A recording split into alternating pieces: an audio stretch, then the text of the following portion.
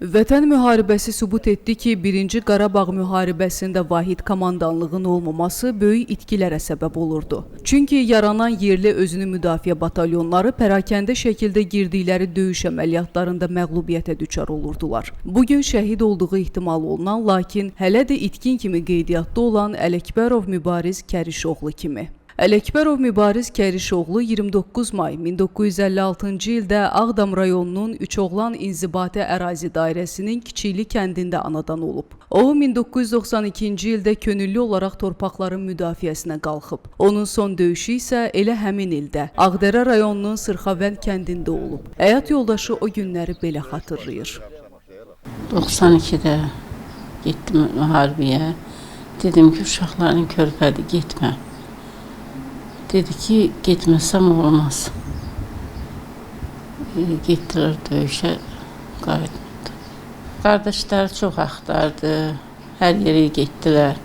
Qət dedilər sağdır, qət dedilər yaralıdır, qət dedilər ölübdür. Hər söz eşitdik. Ondan sonra nə qədər getdilər də xeyir olmadı, tapılmadı. Həmin illərin xronologiyasına nəzər salsaq görərik ki, Qaradağlı və Xocalı faciəsi Şuşa və Laçın rayonlarının işğalı ilə nəticələndi. Uğur əldə etdiyini düşünən ermənilər döyüş meydanında varlığı böyük əhəmiyyət kəsb edən şəxsiyyətlərin ölüm fərmanını verdi. 1992-ci ilin təkcə iyun ayında Azərbaycanın milli qəhrəmanları Allahverdi Bağırov, Çingiz Mustafayev və Şirin Mirzəyev şəhid oldu. Təbii ki, bu da orduda yaranan ruh düşkünlüyünə və təşvişə gətirib çıxardı. Döyüş yoldaşları Mübariz Ələkbərovu necə xatırlayır? Biz də eyni vaxtda gəlmişik Mübariz Ələkbərovla. Həm də elə traktorist olmuşuq, tətərdirlər, həmkar olmuşuq. Gəldik döyüşə, burada döyüş başlayanda bir-birimizdən biz aralıydıq. Aynı isə 20 metr zad belə. O bərk səsinə qışqırdı ki, məni vurdular. Düzü mən belə məəttəl qaldım ki, nətər vurdular bunu. Sürünə qayıtdım geri. Biz ayağı üstə dura bilmirdik. Dursaq bizi vururdular hər tərəfdən. Gəldim ki, bunun barmaq hissəsi yoxdur. Bunu barmağın avtomat silmək üçün bizə əski vermişdilər. Sarıdım. Köhnə döyüşçülərdən mənə bint tulladılar və yod. Mən onunla onu barmağın sarıdım. Bizə də demişdilər ki, arxa tərəfdə sesira var.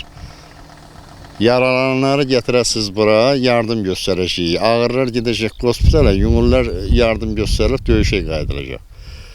Mübarizədə gənə öz qayını İdəhət də var idi burada. O qolundan yapışdı, apardım onun maşının yanına. Mən elə gördüyüm o oldu mübarizi. Sonra da mübarizdən bir səs-küy çıxmadı. Döyüş başladı, pərakəndəlik oldu, atışma başladı, yəni belə ölən itkimiz də oldu. Biz yaralıları qoyduq maşına. Bu istiqamətdən maşın gələndə maşını vurdu ermənilər.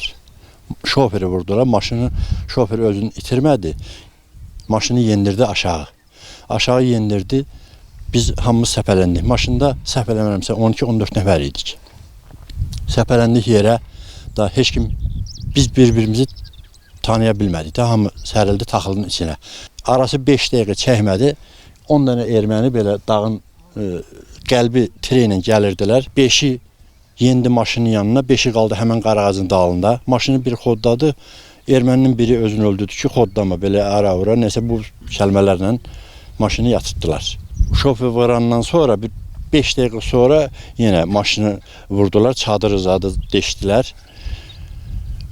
Biz uzaqlaşa bilmədik. Artıq bütün dünya bilir ki, Ermənistan tərəfi heç vaxt müharibə qanunlarına əməl etməyib. 30 ildən çox müddət keçməsinə baxmayaraq, 1-ci Qarabağ müharibəsi dövründə itkin, əsir və girov düşmüş şəxslər barəsində dəqiq məlumatlar verməyib. Statistika göstərir ki, bugün 4000 nəfərədək şəxsin taleyindən heç bir xəbər yoxdur. Həmin şəxslərdən biri olan Mübariz Ələkbərovun doğmaları da bir gün onun qapıdan girəcəyinə inanmaq istəyirlər.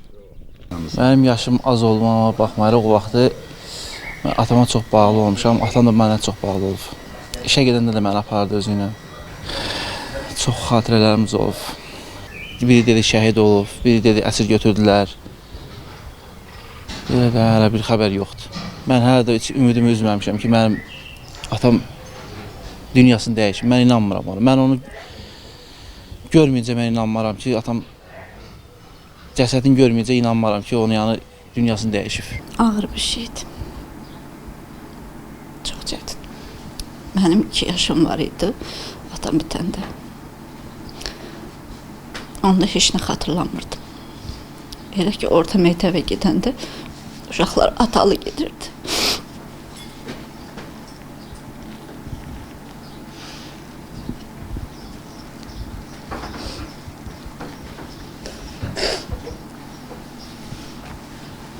Mən çox çətinliklə gedirdim. Ayağımda ayaqqabım yox, əlimdə sumkam yox. Eynimdə paltarım yox. Amma uşaqlar hamısı çox səliqəli gedirdilər. Çox çətin idi. O anlarda atam axtarmışam. İndiyə nə qədər. Bəli, artıq bütün torpaqlarımız işğaldan azaddır. Tək təsəlli isə torpaq uğrunda canından keçən hər bir vətən oğlunun doğmalarının bu torpaqları ziyarət etməsidir. Elgün Gəncimsoy, Ayşən Rəhim, Pərviz Allahverdiyev, Bizim Media.